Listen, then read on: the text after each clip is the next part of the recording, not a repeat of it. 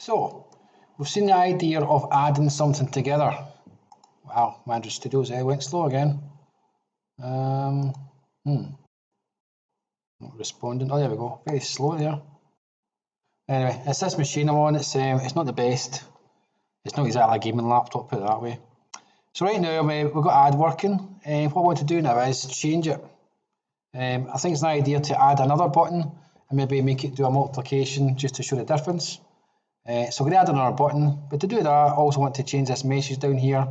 It says please enter 2 numbers and click the button. In fact, you know, it's a bit vague, but I'll do just now.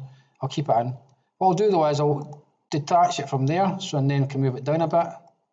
So it's still there, and I'll go and grab another common button that's there, drop it in underneath add. And again, it was centered, it's just not reacting very well to my mouse at the time. There you go.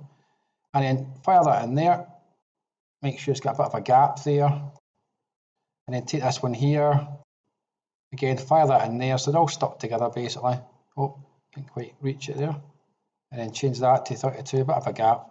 And again, this one to the left, this one to the right. You've seen this before, although I don't think you've seen our machine stagger as much as this one.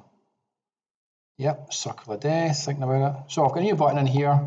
I'll change that to button multiply, good enough name. And down here, get rid of the text. That's it going. In fact, I want to change the text to say multiply. Press enter. There you go. So that's my new button there, button multiply. I have to do the usual, link it into the code. So go back up here, find the next gap, just under the last ones, and just button again. You get the idea. B-U-T-T-O-N. And then this we call button multiply equals a button, finding the view, r.id.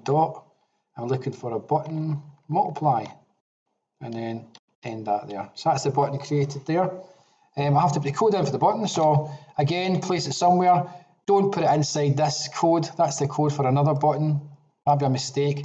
Don't put it past here, where it says on create or in class. Don't put it above here.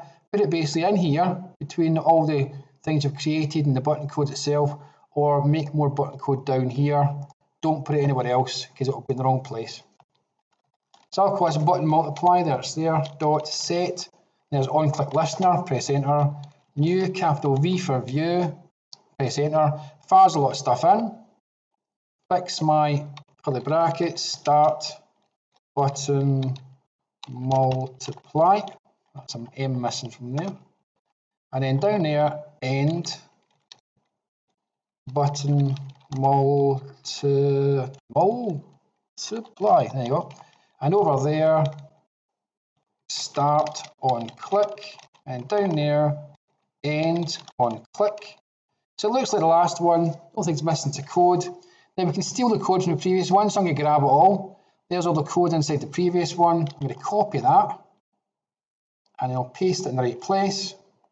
Now, I need these two. They grab the 2 values. I need these two. They turn them into integers. I need this to work out the answer, but the answer is not a plus. It is a multiply, which is an asterisk.